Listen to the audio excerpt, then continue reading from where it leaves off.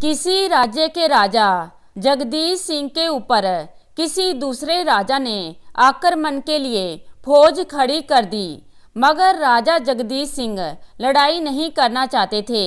उन्होंने दूसरे राजा से निवेदन किया कि आप अपनी सेना को वापस ले जाओ, मगर दूसरा राजा हठी था। उसने कहा, मैं अपनी फौज को या तो युद्ध हारने के बाद वापस लेके जाऊंगा या तुम्हें मेरे 4 सवालों का उत्तर देना पड़ेगा। राजा जगदीश सिंह उसकी बात पर राजी हो गए और 4 सवालों पर रजामंद हो गए। दूसरे राजा ने कहा, अगर तुम मेरे इन सवालों का जवाब नहीं दे पाए तो तुमको बिना किसी युद्ध के अपनी हार स्वीकार करनी होगी। राजा जगदीश सिंह सहमत हो गए और अपने पुत्र के कहने पर सवाल तथा 2 माह का समय मांग लिया। वह राजा सहमत हो गया और अपने इन सवालों का जवाब मांगा। पहला सवाल, असल से कम असल। दूसरा सवाल, कम असल से असल। तीसरा सवाल, सराय का कुत्ता। चौथा सवाल, धोबी का गधा। ये मेरे 4 सवाल हैं और आपके पास 2 माह का समय है। राजा जगदीश सिंह ने कहा, ठीक है। फिर राजा ने अपनी सेना वापस कर ली। राजा जगदीश सिंह ने अपने पुत्र चंदन सिंह से कहा कि पुत्र, तुम सब कुछ जानते हो और निवारण की बात सोचो। पुत्र ने पिता से कहा कि पिताजी, मैं दुश्मन राजा के राज्य में जाकर व्यापार की अनुमति चाहता हूँ और वहीं जाकर उनके सवालों का जवाब दूंगा। अब मैं जाने की अनुमति चाहूँगा। पिता ने पुत्र को विजय कामना के साथ विदा किया। अब राजा जगदीश सिंह के पुत्र चंदन सिंह ने अपने शत्रु राजा के राज्य में जाकर व्यापार की शुरुआत की और सब्जी का व्यापार शुरू किया।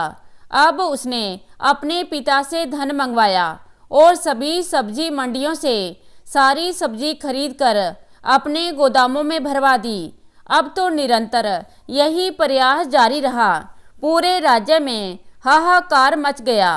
अब सभी सेठों ने संगठन बनाकर यह बात राजा के पास तक पहुंचाई। यह सुनकर राजा ने चंदन को बुलवाने का संदेश भेज दिया। चंदन ने लोगों से पूछा कि राजा के यहाँ जाने पर क्या नजराना देना पड़ता है। तब लोगों ने बताया कि कोई 100 सिक्के दे आता है तो कोई 200। यह सुनकर लड़के ने अपने पिता राजा जगदीश सिंह से विचार विमर्श किया। राजा जगदीश सिंह ने चंदन से कहा कि तुम नजराने में 1000 सोने की अशर्फियाँ लेकर जाना।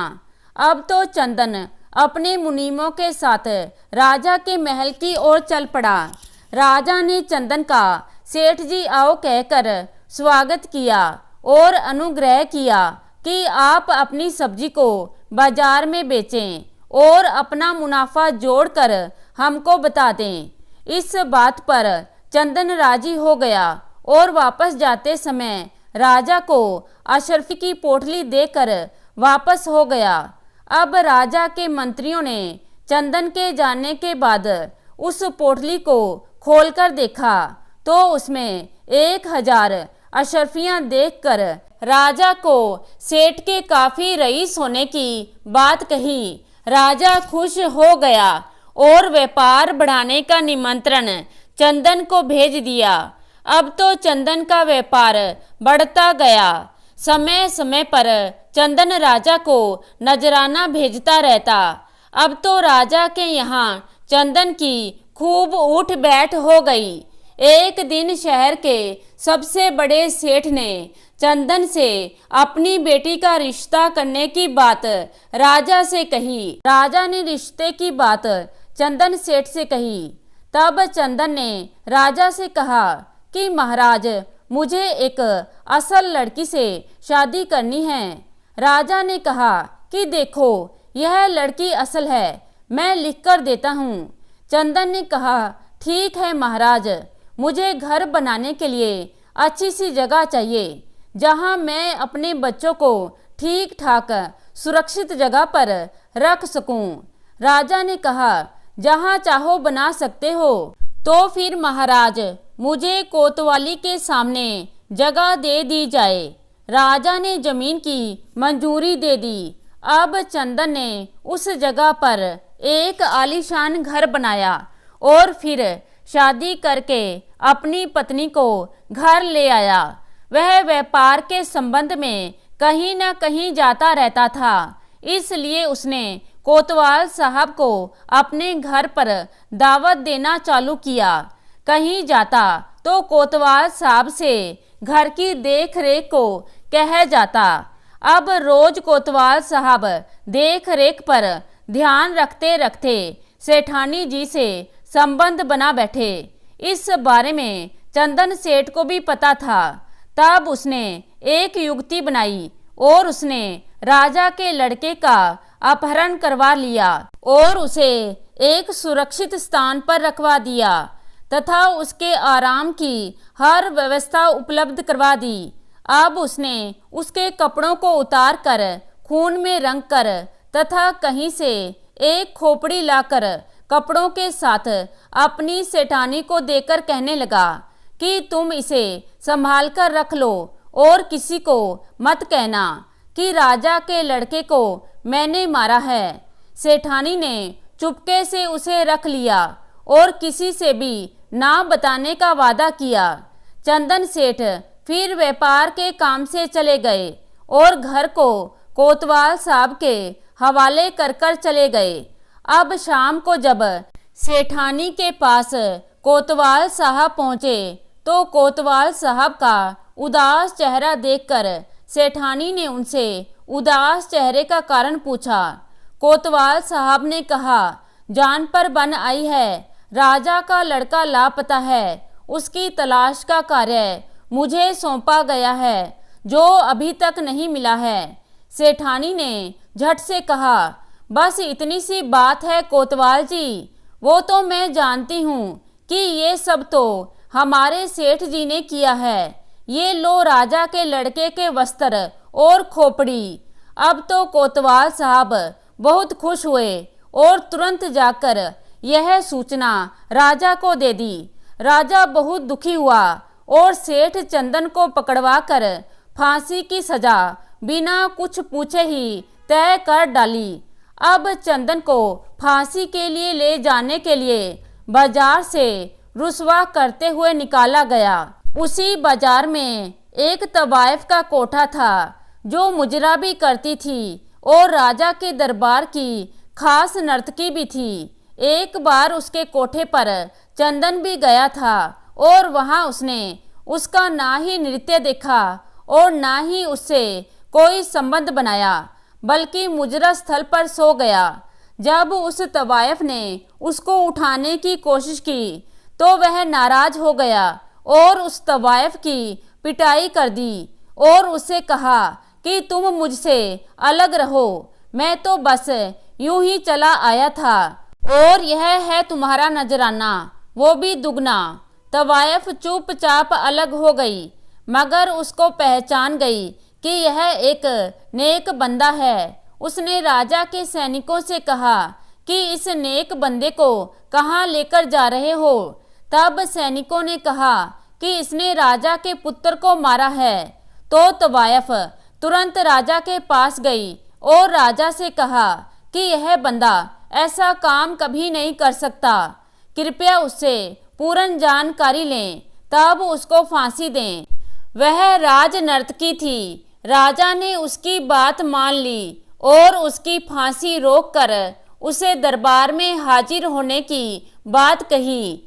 चंदन को तुरंत हाजिर किया गया।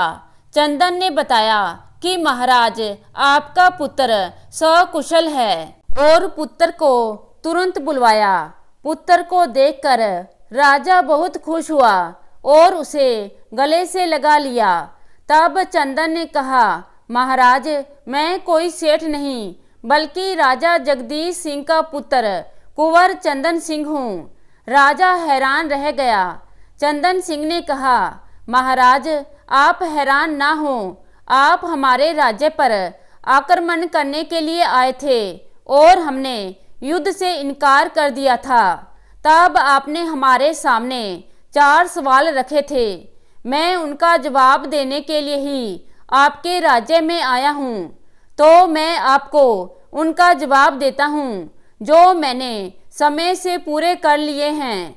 महाराज, आपका प्रथम सवाल था असल के कम असल, जिसका जवाब है, महाराज आपने सेठ जी की लड़की के साथ मेरी शादी करवाई और लिख कर दिया कि यह असल है, मगर देखो यह तो कोतवाल से संबंध बना बैठी और असल के कम असल निकली।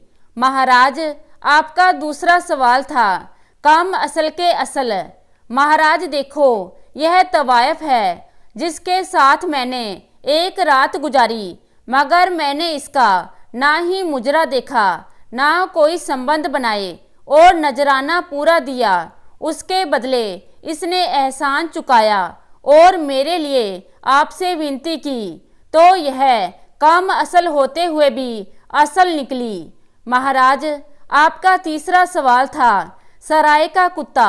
महाराज, आपका कोतवाल जिसको मैंने खूब खिलाया पिलाया और घर की देख रेख के लिए बोल रखा था, और देखो इसने सराय के कुत्ते की तरह मेरी घरवाली को जूठा कर डाला। महाराज, वास्तव में यह कोतवाल सराय का कुत्ता है जिसका कोई भरोसा नहीं। महाराज, आपका चौथा सवाल था धोबी का गधा। महाराज, आप बुरा नहीं मानना, धोबी का गधा है आप स्वयं। महाराज, क्योंकि बिना कुछ सोचे समझे ही आपने मुझे सजा दे डाली, जबकि आपको तो संपूर्ण जानकारी लेने के बाद ही किसी बात का फैसला लेना चाहिए था। तो महाराज, मैंने आपके चारों सवालों का जवाब आपके समक्ष रख दिए हैं। अब हमें माफ करें। महाराज, अब मैं अपने राज्य चलता हूँ। राजा की आंखें खुल गईं और उसने चंदन से क्षमा याचना करते हुए अपनी पुत्री का हाथ थमाकर सम्मान सहित विदा किया। तो दोस्तों, कैसी लगी आज की कहानी? आशा करती हूँ कहानी को पसंद करेंगे। धन्यवाद।